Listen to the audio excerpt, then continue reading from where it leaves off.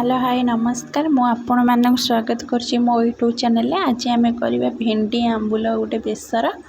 देखो से मु फास्ट भेंडी की नहीं जाइए। भेंडी की फास्ट आप काटे मन रखिए जो धोईकी ही काटे कारण जेहेतु नाड़ुआ परिवाटा काटिकी धोइले यहाँ भल ही ना सब धोईकी काटे भेंडीटा।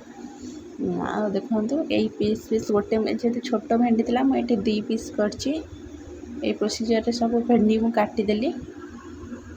भेंडीर मसला ये मुझे सोरिष रसुण आ लंका नहीं 2टा आगे जीरा आपको भल भाव पेस्ट कर देती। देखते मुझे धनिया गुंड ऐड कर मेन है देखते ये आंबुल 2टा नहीं आ गोटे पियाज काटिकी रखी।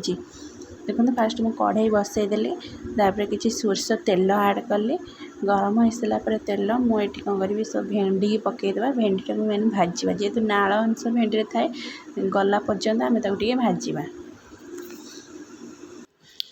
भेंडी सब पकई सारापर मुझे किसी लुण ऐड कली आगे गोलैदेवा। लुण टाक भल भाव मिक्स करदे भेंडी रे सहित मुझे हल्दी ऐड करी। हल्दी भी ऐड करदे भेंडी सब मिसीज लुण हल्दी। देखो हल्दी पकई सारा भल भाव गोलैदेली एवं भाजवा 5 ରୁ 10 मिनट नाल अंश गला पर्यंत 2 मिनट एपट सेपट कर भाजवा। देखु प्राय मोर अल्प अल्प हो सारा आ कि समय पर हो। देखु मोर भी कला पड़गला भेंडीटा एवं आम काढ़ीदेवा। एवं तो कड़ाईटा को भल भाव धोईकी फिर सोरष तेल किसी ऐड कली मुझे 5 फुटण ऐड कर गोटे पियाज जो काटिक रखी फुटीगला पियाजटा ऐड करदेवा।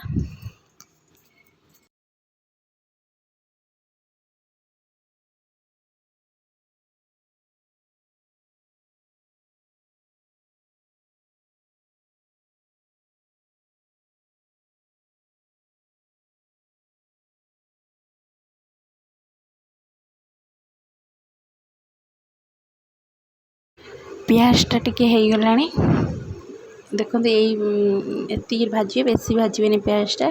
देखो मोर हो गला पियाजटा मुझे रखी पेस्टा सोरिष लंका रसुण जीराटा ए पकईदेवी आ टिके समय जारिबा बेसी जारिबानी।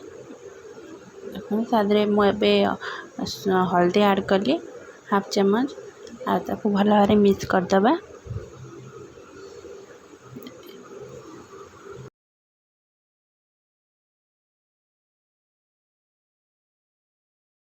देखो मोर मसलाटा कषी गला मुझे दरकार पानी ऐड करदेवी। देखो जेहेतु भेंडीटा जरी जाइए खाली मसला फुटब से अल्प पानी ऐड कर देखो मुझे स्वाद अनुसार लुण ऐड कली। मेन है आंबुलटा मुझे देखो आंबुल पकईली छोट छोट पीस 2टा फुटवा को छाड़देवा। देखो मोर फुटीगला जो मुझे भाजिकी भेंडीटा रखी भेंडी भी पकईदेवी आ 5 मिनट खंडे फुटवा को छाड़देवा। एवं आम तादे घोड़ेदेवा से भितर हो मसला। देखो मुझे खोल सारापर देखो मो मसलाटा के फुटुची कही आपको 5 ରୁ 10 मिनट भितर हो जेहेतु भेंडीटा जरी जाइए आउटे खाली पानी मरब आ 5 मिनट खंडे गैस रे बसईदेले झोलटा मरीगले टी सुखिला सुखिला टाइप रहा भल लगे बेसी पानी ना। देखो मोर हो गला देखो मोर प्रस्तुत होगा भेंडी आंबुल तरकारी। जदि आपण मानक ये रेसिपी भल लगी था निहाती लाइक शेयर सब्सक्राइब करने भूलें। रोचे नमस्कार।